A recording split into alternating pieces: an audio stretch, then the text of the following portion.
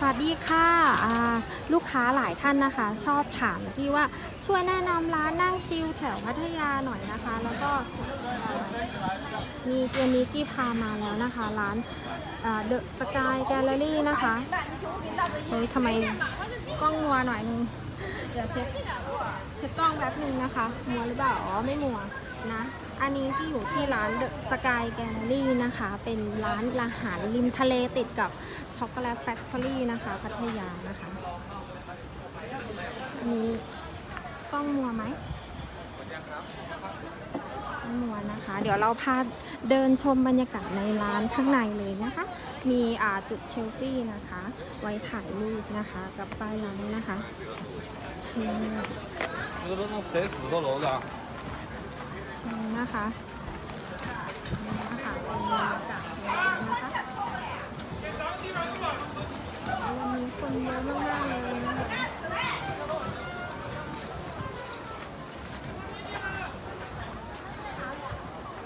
นี่นะคะพระอาทิตย์กำลังจะตกนะคะยามเย็นนี้พาชมร้านนะคะอันนี้บรรยากาศในร้านนะคะชื่อว่าร้านเดอะสกายแกลเลอรี่พัทยาอยู่ที่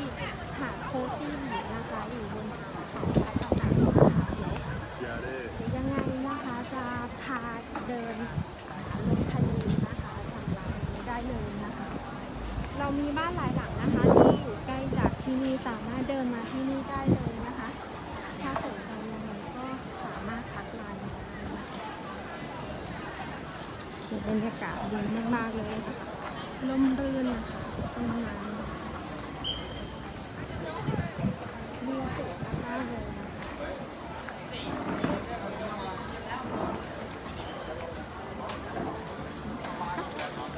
ตอนกลางคืนก็จะเป็นไฟสวยเลยนะคะตรงนี้จะมีแบบว่ายื่นลงไปในทะเลนะคะ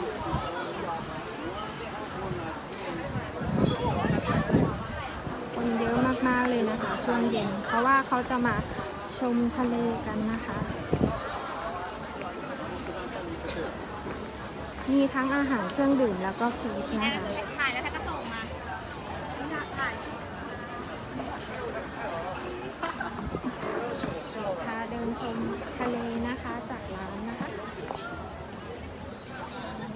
เดอะสกายแกลเลอรี่นะคะ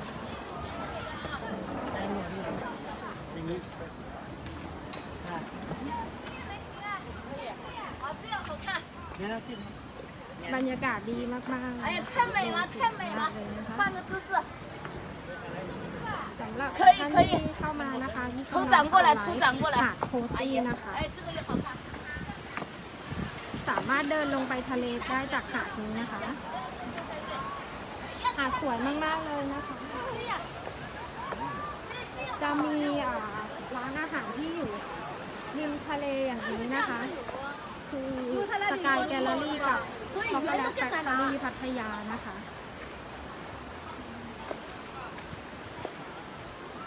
来，可以。我的妈呀，我中吧中吧，所以呀，我拿着我的。นักท่องเที่ยวเยอะเลยนะคะ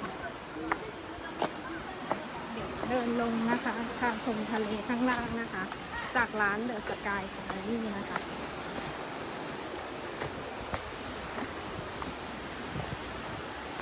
มองเห็นวิวเกาะล้านเลยนะคะ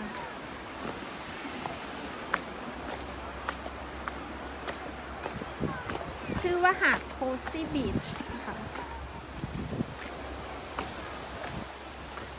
หาดสวยมากเลยนะคะเล่นได้นะคะทะเลเล่นได้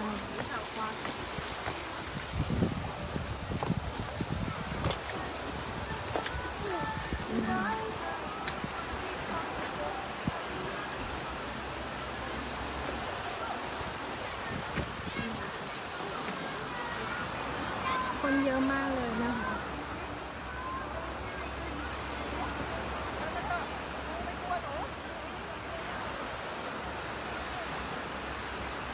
ที่เห็นอยู่เป็นเกาะล้านนะคะฝั่งนี้จะเป็นโรงแรมโคซี่บีชนะคะตรงนี้ก็จะ เป็นมองขึ้นไปก็จะเป็นร้านสกายแกลเลอรี่กับช็อกโกแลตแฟคทอรี่นะคะ อยู่ติดกันเลยนะคะ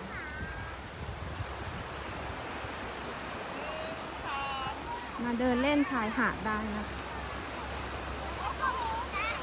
ทะเลก็เล่นได้อยู่ด้วยนะคะ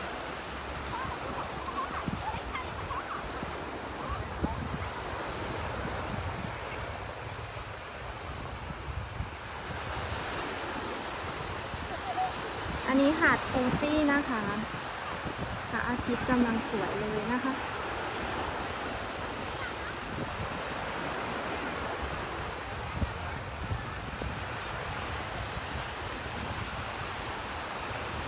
หาดโคซี่พัทยานะคะ มองเห็นวิวเกาะล้านนะคะ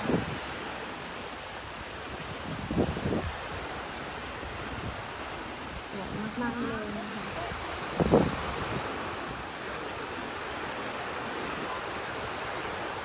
กำลังหาทางเดินขึ้นนะคะ เดินขึ้นจากหาดนี้นะคะ เดินขึ้นไปเนี่ยน่าจะเป็นร้านช็อกโกแลตแฟคทอรี่นะคะพาเด็กๆมาเล่นนะคะ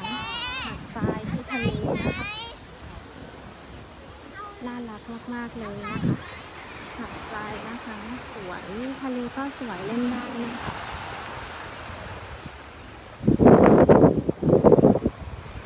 ก็จะมีเตียงผ้าใบให้บริการนะคะโอเคเดี๋ยวกี้พาไปชมร้านอีกร้านหนึ่งนะคะที่อยู่ริมทะเลเหมือนกันเลยชื่อร้านว่าช็อกโกแลตแฟคทอรี่นะคะเดี๋ยวขอจบไลฟ์นี้ก่อนนะคะโอเคค่ะสวัสดีค่ะ